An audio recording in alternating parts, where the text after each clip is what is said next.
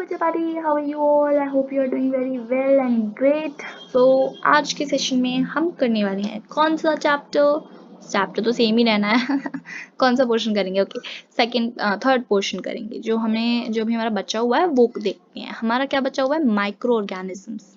But नहीं बचा, micro organism से पहले भी हमारा ये पोर्शन बचा हुआ है। एडल्ट राउंडवॉर्म क्या होता है ना? उससे पहले तो हमने ये सब देख लिया है ना। ये क्या है? ट्राइपैनोसोमा, फिर ये स्टेफिलोकोकस एंड एडल्ट राउंडवॉर्म। तो हमें करना था एडल्ट राउंडवॉर्म। एडल्ट राउंडवॉर्म क्या होता है? बेसिकली ये स्मॉल इंटेस्टाइन में पाया जाता है, मतलब ये फाउंड होता है उसमें। और ये क्या है? ये है हमारा लेishmania द प्रोटोजोन। ये एक प्रोटोजोआ है ऑर्गेनिज्म और कॉजेस काला जहर, सॉरी काला आजार। काला आजार ये कॉज करता है। ये राउंड शेप इस तरह की का होता है। इसके ऊपर एक ये मतलब ये कि पाइप टाइप का कुछ होता है, विप लाइक स्ट्रक्चर होता है इसके पास। ओवल शेप का ये होता है इस तरीके का। देखिए आप देख सकते हैं ऊपर यहाँ पे भी साइड में जहाँ पे एरो जा रहा है। फिर यहाँ पे the immune cell is about 10। अब जो इम्यून सेल होता है वो कितना होता है? वो होता है अबाउट 10 माइक्रोमीटर्स इन डायमीटर। सिर्फ डायमीटर की कह रही हूँ मैं, ठीक है? तो डायमीटर से आप ये तो फाइंड आउट कर ही सकते हो। तो ये हमने डिस्कस कर लिया। अच्छा, अब आ जाते हैं, पिक्चर्स तो खत्म हो गई। Pictures of microorganisms has been ended, but now the thing which comes is, let me choose the color, which this one.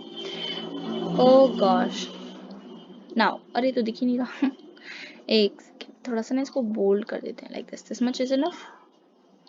No, again not.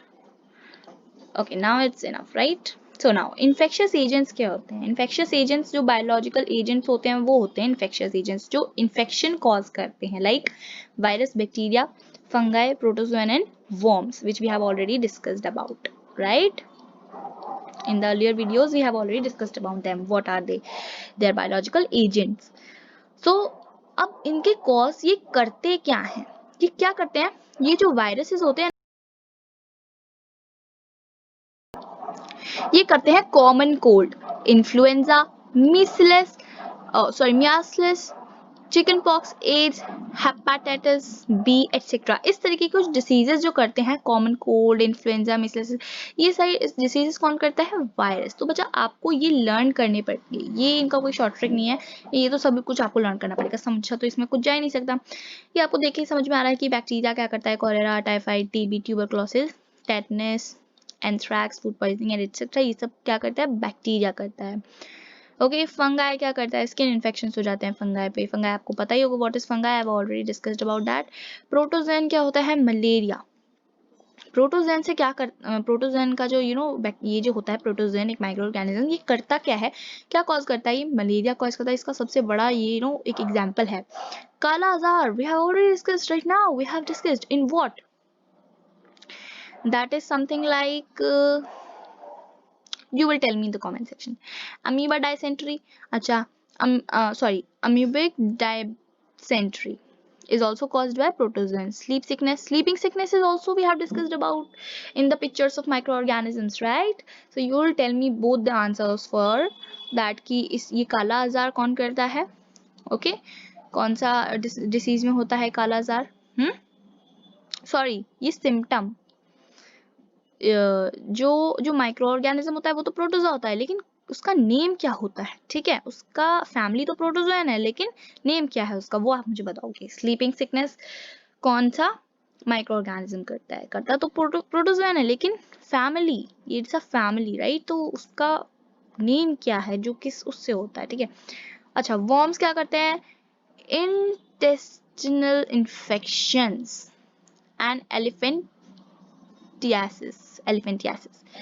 Guys देखो, intestinal infections as worms are found in our small intestines or intestine, ऐसे जो worms होते हैं वो हमारे intestines में मिलते हैं। I think I have discussed about it, right? Wait, let us see. We have not discussed it yet. किया तो है, ये रहा ना, adult round worm, it's a worm It is found in the small intestine.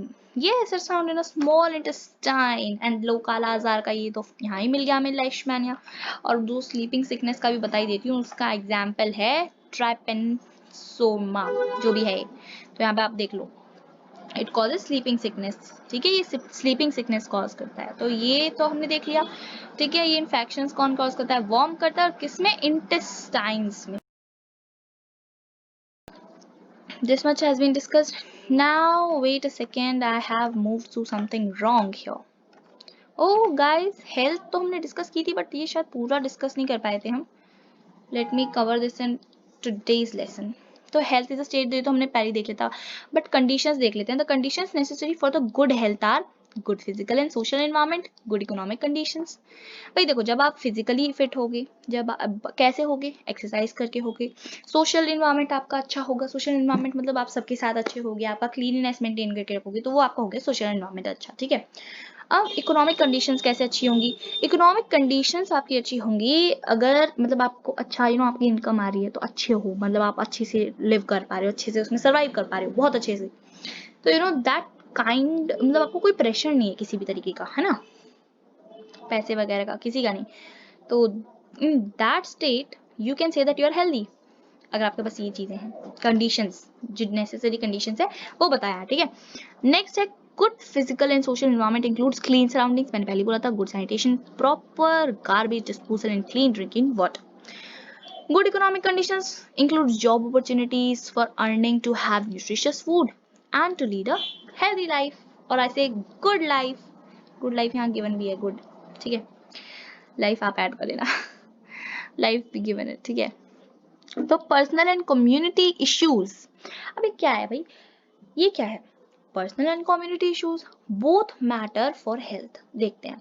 मैंने पहले ही बोला था, पर्सनल, अगर हमारा खुद का फैमिली में पर्सनली सब अच्छा चल रहा है तो हमारी हेल्थ भी अच्छी होगी.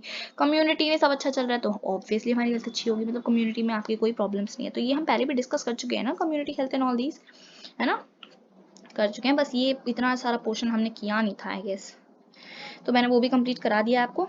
नेक्स्ट जो हमारा आता है वो है एंटीबायोटिक्स. ओके, तो एंटीबायोटिक्स क्या होते हैं? Let us discuss them. कि एंटीबायोटिक्स ब्लॉक्स बायोकेमिकल पाथवेज. अच्छा, एंटीबायोटिक्स क्या होती है? एक तरीके का मेडिसिन होता है, एक तरीके का मेडिसिनिंग होती है इसमें, जिससे कि हम किसी भी उनको क्योर कर सकते हैं, किसी भी डिसीज को क्योर कर सकते हैं हम जिसकी हेल्प से. ठीक है.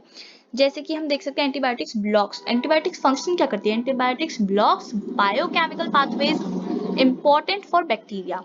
मतलब वो बायोकेमिकल के जो पाथवेज होते हैं जिधर से वो निकल के जाते हैं, ठीक है, वो ब्लॉक कर देती है, जो कि इंपॉर्टेंट है बैक्टीरिया के लिए ब्लॉक करना. मतलब बैक्टीरिया तो उधर से ही जाता है ना, तो वो खत्म हो जाता है उसका path. Hence they are effective again. For example, अब वो कैसे इफेक्ट करते हैं? एग्जाम्पल पेनिसिलिन, ट्राइसिलिन, ठीक है, टेट्रासिलिन. तो ये तरीके के ये जो डिसीजेस होते हैं ये ऐसे होते हैं. तो इन एंटीबायोटिक सिर्फ बैक्टीरिया. अब मैं एक और बात बता दूं आपको कि आप सोच रहे हो कि वायरस है, वायरस की भी कोई एंटीबायोटिक होगी? नहीं हो सकती, कभी नहीं हो सकती वायरस की एंटीबायोटिक. बिकॉज आप समझ लो मेरी बात, क्यों? क्योंकि bacteria, antibiotics can only work in the case of bacteria. अब आप सोचो कि वायरस में क्यों नहीं वर्क कर सकती? वायरस में बच्चा इसलिए वर्क नहीं कर सकती क्योंकि वायरस क्या करता है, एंटीबायोटिक्स क्या करती है, वो हमारे सेल को, मतलब जो हमारा सेल नहीं, मतलब जो बैक्टीरिया का सेल होता है उसको फिनिश करता है, खत्म करता है. लेकिन हमारे अगर वायरस हमारी बॉडी में एंटर करता है तो एंटीबायोटिक्स कुछ नहीं कर सकती, क्योंकि वो वायरस तो हमारा ही सेल यूज करता है ना हम पे अटैक करने को, हमारा ही सेल यूज होता है उसमें. तो antibiotics can not work in that condition. तो इसलिए एंटीबायोटिक्स लेना बेकार है. अगर आपको कॉमन कोल्ड होता है, फ्लू होता है वगैरह, तो वो वायरस की वजह से ही होना है, हमने अभी पहले ही देख लिया है. ठीक है. तो उस कंडीशन में आपको एंटीबायोटिक्स कुछ नहीं हेल्प करने वाली, तो डोंट टेक. हाँ, अगर आपको नॉर्मल मतलब हेडेक होता है आपको, है ना, आपको बॉडी पेन होता है, तो मे बी उस टाइम पे अगर आप लेते हो हेडेक को मतलब क्योर करने के लिए, ठीक है, या फिर आपको बॉडी में पेन हो रहा है, वो दर्द हो रहा है, उसको मीन्स आपको थकान हो रही है, तो उस टाइम अगर if you take it so it's beneficial. But उसको ठीक करने में, क्योर करने में हेल्प आपकी सिर्फ इम्यूनिटी सिस्टम ही करेगा. आप सोचो कि मैम फिर वायरस को कैसे डिफीट किया जाए? तो वायरस को बचा वैक्सीन. आप सोचो कि वैक्सीन एक तरीका हो सकता है? नहीं, वैक्सीन सिर्फ आपकी एंटीबॉडीज बनाएगा. अब आप सोचो कि एंटीबॉडीज क्या होता है। एंटीबॉडीज हमारे अंदर जो इम्यून सिस्टम होता है, इम्यून सिस्टम हमारा वो प्रोड्यूस करता है एंटीबॉडीज। अब एंटीबॉडीज क्या करती हैं, वो जाके वायरस से लड़ती हैं और उसको फिनिश करती हैं, ठीक है, हमारी बॉडी के अंदर ही अंदर, है ना। अब वैक्सीन क्या करती है, वो हेल्प करती है एंटीबॉडीज उस तरीके की बनाने में जिससे कि वो वायरस मारा जाए। लेकिन अभी कोरोना वायरस की हमें वैक्सीन नहीं मिली है, तो इसीलिए हमारी इम्यूनिटी सिस्टम ही जो है वो ही सबसे बड़ा फाइटर है against the corona virus. Okay, क्योंकि दैट इज ऑल्सो वायरस और वो भी हमारी बॉडी सेल को यूज कर रहा है, तो इसीलिए हमारा इम्यूनिटी सिस्टम ही एक। अब आप सोचोगे फिर वो जो हॉस्पिटलाइज हो रहे हैं पीपल, उनमें मतलब डॉक्टर्स उन्हें क्या दवाई दे रहे हैं फिर, जब ये एंटीबायोटिक्स वर्क ही नहीं करती मैम, फिर उन्हें क्या दवाई मिल रही है। देखो, उन्हें एक तरीके से वो हेल्थ, उनकी हेल्थ को इम्प्रूव करने के लिए दवाइयाँ मेडिसिन मिल रही है, जैसे कि वो खांसी की ताकि आपको कफ में आराम तो मिलने से रहा, आपको ऑक्सीजन लगा रहे हैं जिनकी सिचुएशन क्रिटिकल है, उनको ऑक्सीजन लगाई जा रही है ताकि उनको ब्रीथिंग प्रॉब्लम्स कम हो। ओके, और दूसरा वो उन्हें जैसे कि कैल्शियम, वाइटामिन्स, उनकी जो भी कमी है उनकी बॉडी में उनको फुलफिल कर रहे हैं उन टैबलेट्स के थ्रू, उनके इम्यूनिटी सिस्टम को स्ट्रॉन्ग बना रहे हैं उन टैबलेट्स के थ्रू, ना कि वो कोई एंटीबायोटिक्स या उस बैक्टीरिया को मतलब वायरस को किल करने की मेडिसिन दे रहे हैं, नो। और जो ठीक हो गए हैं लोग, तो उनके अंदर अब एंटीबॉडीज बन चुकी हैं, क्योंकि उनकी इम्यूनिटी सिस्टम ने डेवलप कर ली है एंटीबॉडीज, तो वो प्लाज्मा दे सकते हैं और लोगों को हेल्प करने के लिए। इसीलिए प्लाज्मा थेरेपी मतलब ज़रूरी है, जो जिन लोगों की सिचुएशन क्रिटिकल है, ताकि उनकी ब्लड में चला जाए वो क्या, प्लाज्मा। हमारा प्लाज्मा उनके मतलब जो भी ठीक हो चुके हैं उनका प्लाज्मा अगर दूसरों के सेल में चला जाए, दूसरों के ब्लड में चला जाए, ट्रांसफर कर दिया जाए प्लाज्मा थेरेपी के थ्रू, तो उनके अंदर भी एंटीबॉडीज, उनका इम्यूनिटी सिस्टम को पता चल जाएगा कि अच्छा हमें इस तरीके की एंटीबॉडीज बनानी है, राइट। वैक्सीन भी सेम वर्क करता है, जब वैक्सीन लग जाती है तो वो भी यही करता है कि वो बताता है, मतलब वो आपको बताता है, वो वैक्सीन आपको वो वैक्सीन उस तरीके के मतलब वो एंटीबॉडीज बनाता है, जल्दी जल्दी प्रोड्यूस करता है आपकी बॉडी में, ताकि आपका इम्यूनिटी सिस्टम स्ट्रॉन्ग हो जाए। अब उसके पास इम्यूनिटी सिस्टम स्ट्रॉन्ग हो जाए मतलब उसके पास ऑलरेडी पहले से ही वो वैक्सीन मतलब वो एंटीबॉडीज हो जो कि उस वायरस को किल करने में हेल्पफुल हैं। अब ओके, समझे मेरी बात। तो मतलब आप समझ गए हो आई थिंक, है ना। तो यही होता है वैक्सीन। अगर अब मान लो आप बीमार हो, आप सोचो मैम अगर हम बीमार है तो वैक्सीन लग जाए हमें तो ठीक हो जाएंगे, नहीं बच्चों, वैक्सीन उस टाइम पे वर्क करेगी ही नहीं। अगर आप ठीक हो गए तब आपने वैक्सीन ली तो आप मतलब अगर आप ठीक हो गए तब आपने वैक्सीन ली तो मतलब आप हो भी सकते हो, तब आप हो भी सकते हो क्या, तब आप ठीक भी हो सकते हो, मतलब ठीक नहीं हो सकते। मतलब अब अगर आप बीमार हो, अगर आपने वैक्सीन तब उस कंडीशन में ली, बीमार हो तब वैक्सीन लोगे तो कोई फर्क नहीं पड़ने वाला, कुछ नहीं होने वाला, तो भूल जाओ ठीक होना तो बिल्कुल ही। आपका इम्यूनिटी सिस्टम ही तब फाइट कर रहा है, तो उसे इतना टाइम नहीं है कि वो वैक्सीन की बात सुने, नहीं। तो अगर आप ठीक हो और आपने मतलब आप बीमार थे, आप ठीक हो गए, अब आपने वैक्सीन ली तो वैक्सीन डेफिनेटली वर्क करेगी। लेकिन अगर आप ठीक नहीं हो और बीच में ले रहे हो, मतलब आप बीमार हो, सफर कर रहे हो उस चीज से और तब ले रहे हो, तो वैक्सीन नहीं वर्क करेगी। आप इसीलिए तो बच्चों को लाइक ये पोलियो वगैरह की वैक्सीन पहले से ही प्रोवाइड की जाती हैं, ताकि उनके अंदर उससे फाइट करने के लिए एंटीबॉडीज पहले से ही प्रेजेंट हों, ठीक है, ताकि वो और क्रिटिकल ना बना दे हमारी सिचुएशन और हमारी डेथ ना हो जाए उससे। ठीक है, तो अब आप समझ चुके होंगे कि वैक्सीन का क्या वर्क होता है, एंटीबॉडीज क्या होती हैं और एंटीबायोटिक्स क्या होती हैं। ठीक है, समझ गए हो ना। अगर समझ गए हो तो प्लीज वीडियो को लाइक कर देना, इसी बात पे लाइक ठोक दो और कमेंट सेक्शन में बता देना। ठीक है, ये थोड़ी एक्स्ट्रा नॉलेज मैंने आपको दे दी है कि ये कोरोना की हेल्प से कि हॉस्पिटल्स में क्या हो रहा है ये सब। तो मैं भी थक गई हूँ। आई होप आप लोग को समझ में आया हो, इतना समझ में आया। अब आगे देखते हैं। Many bacteria make a cell wall to protect themselves. और बैक्टीरिया क्या करते हैं, वो अपने आप को बचाने के लिए सेल वॉल बना देते हैं, ठीक है। अब द एंटीबायोटिक्स लाइक पेनिसिलिन, ठीक है, blocks the bacterial process that build cell wall. अब जो सेल वॉल वो बना रहे हैं अपनी, ठीक है, वो उसी को जाके रोक देती है। क्या करती है पेनिसिलिन या कोई भी और एंटीबायोटिक, वो क्या करती है, वो उसके प्रोसेस को ब्लॉक कर देती है, वो उसे सेल वॉल नहीं बनाने देती, जिसकी वजह से हमारा इम्यून सिस्टम उसे विशो खत्म कर देता है। अच्छा, antibiotics works only against the bacteria and not against the viruses. मैंने पहले ही बता दिया कि एंटीबायोटिक्स क्या करते हैं, वो सिर्फ अगेंस्ट बैक्टीरिया ही वर्क कर सकते हैं, not the viruses, because the reason is why, because bacteria वो क्या कर रहा है, सेल वॉल, उसकी सेल वॉल को खत्म करने की कोशिश कर रही है एंटीबायोटिक, लेकिन वायरस क्या करता है, वो तो हमारा ही सेल यूज करता है, हमारे ही सेल वॉल बनाता है, तो हम अपनी सेल को खत्म कर सकते हैं, है ना। समझे मेरी बात। और कोई डाउट हो तो कमेंट सेक्शन में छोड़ देना। यहाँ पे आप देख रहे हो कि इन्फेक्टेड पर्सन है और एक आपका हेल्दी पर्सन है। अब कोई रैबिड एनिमल ने उसको मतलब एक रैबिड एनिमल ने इसको बाइट किया पहले, अब वो जाके उसको बाइट कर लेगा तो क्या होगा, उसके पास भी वो डिसीज पहुंच जाएगा जो उसमें ऑलरेडी है। जो इन्फेक्टेड पर्सन का डिसीज है वो हेल्दी पर्सन में ट्रांसफर हो जाएगा through that rabid animal. Cockroach ने उसको बाइट किया या मॉस्किटो ने उसको बाइट किया और जाके फिर उसको बाइट किया, तो वो फिर क्या कर रहा है, वो भी वायरस को इस पे स्प्रेड कर रहा है दूसरे हेल्दी पर्सन पे, इन्फेक्टेड पर्सन से, है ना। और फूड के थ्रू भी हो सकता है, लाइक उसने उसका झूठा खा लिया या उसने उसका झूठा पानी पी लिया, है ना, तो उसके थ्रू भी हेल्दी पर्सन को इन्फेक्शन हो सकता है। इनडायरेक्ट कांटेक्ट, जैसे उसके कपड़े क्लोथ्स पहन लिए उसके, या उसके यूटेंसिल्स को टच कर लिया, है ना, या उसके यूटेंसिल्स में खाना खा रहे हैं वो, तो healthy person can suffer in that condition as well. अब वो खांस रहा है, उस बाय एयर भी जा सकते हैं और डायरेक्ट कांटेक्ट भी जा सकते हैं। Okay, you I think you understand. Direct contact मतलब वो हैंडशेक कर रहे हैं, बात कर रहे हैं, तो बाय एयर तो जा ही रहा है। डायरेक्ट कांटेक्ट आप समझ ही गए होंगे। तो अब इतना समझ चुके हैं, थोड़ी बहुत नॉलेज तो मैंने आपको दे दिया, हेल्थ भी देख लिया हमने। अब आ जाते हैं हम मीन्स ऑफ स्प्रेड, यहाँ तक हमने देख लिया। Means of spread of infectious diseases, ये देखते हैं, ये हमारा देखना बाकी है, या हम अगली वीडियो में इसको कवर कर ले। What do you think? I think कि हमने आज कितने टॉपिक्स कवर कर लिए हैं। एक second, let us check first quickly कि आज हमने कितने टॉपिक्स कवर किए। हाँ, आज हमने कवर कर लिए कहाँ तक कर लिया, इंट्रोडक्शन हमारा पहले हो गया, तो हेल्थ भी हो गया, ये भी हो गया, आज हमने हेल्थ भी कवर किया, तो let's take it as today's topic. Differences between being healthy, ये तो हमने पहले कर लिया। डिसीज एंड कॉजेज भी कर लिया था। टाइप्स ऑफ डिसीजेस भी हमने कर लिया, ठीक है। टाइप्स ऑफ डिसीज अभी करके आए हैं हम, ठीक है। Infectious and non infectious diseases भी हमने कर लिया। पिक्चर्स, सॉरी ये तो मैंने लास्ट वीडियो में करवा दिया, तो मैं भी क्या बोल रही हूँ। Pictures of different micro organisms आज हमने आधा कवर किया है। माइक्रो ऑर्गेनिजम्स हमने कवर कर लिया। एंटीबायोटिक्स हमने कवर कर लिया। मीन्स ऑफ स्प्रेड अब हम करेंगे in the next video, so please wait for the next video, and I hope this was helpful for increasing your knowledge. And अगर आप लोग कोई वीडियो समझ में आई हो या आपको सब कुछ समझ में अच्छे से आ गया, तो प्लीज़ डू कमेंट मी, और अगर आपको अच्छी लगी हो तो please please please support, please subscribe the channel, and please like the video. Also it takes, आपको पता है कि बहुत मेहनत लगती है वीडियोस अपलोड करने में, डेली बनाने में, कंसिस्टेंट रहने में।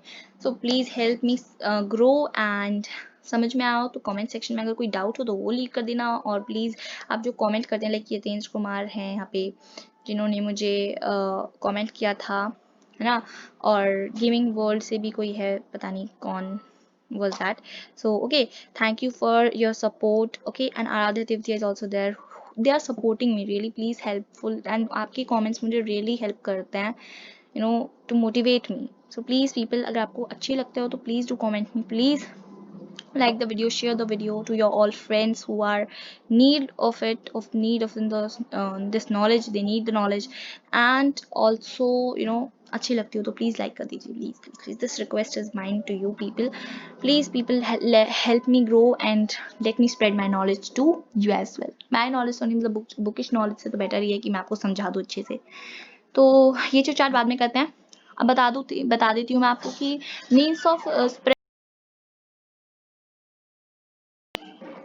सो means of spread of infectious disease हम कल करेंगे cover, and AIDS and its causes ये भी हम नेक्स्ट वीडियो में डिस्कस करेंगे, ठीक है।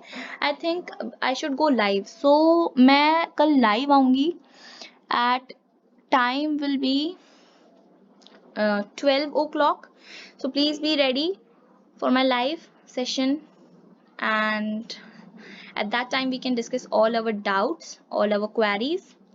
So I hope it will help you. Thank you for supporting me, thank you for watching the video, and please be helpful. And मैं live आऊंगी कल, तो आप लोग वहाँ पे आ सकते हो, you can watch the live and have a doubt session, we'll have a doubt session, तो उसमें आप मुझे जितने भी सारे डाउट्स हैं वो फ्री होके पूछ सकते हो। So tomorrow I'm gonna come live at 12 p.m. Okay, so bye bye, people. Take care of yourself and take care of your families. See you soon in the next live session. Bye bye.